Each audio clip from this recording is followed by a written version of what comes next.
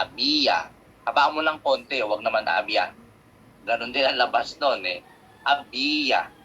Habías, había. And then silent H tayo silent H. Yan. I had, you had, he or she had, we had, you guys had, they had. Yan. E di pagko-combine mo na. Kung yung present perfect ay yo he entendido, tú has entendido, dito naman hindi.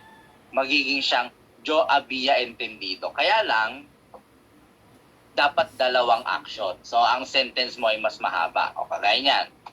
I had finished the call before my shift ended. Di maganda. Bago pa matapos yung kanyang shift, na tapos niya na yung call niya, no? Kasi meron nalulong call eh.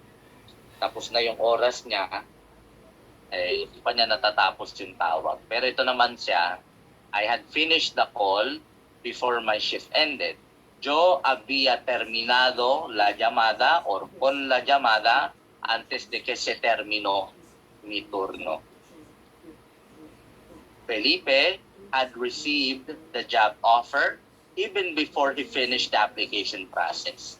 No? Bago pa niya matapos yung buong aplikasyon, siguro nagustuhan na siya ng recruiter, magaling siya, hindi niya pa natatapos yung buong proseso, ino-offera na siya.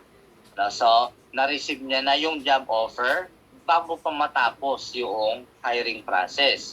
Felipe había recibido la oferta del trabajo antes de terminar con el proceso de aplicación. The victims had died already when the ambulance arrived. No? Parang yung mga eksena dito sa Pilipinas. Di ba? Yung mga pelikula, no?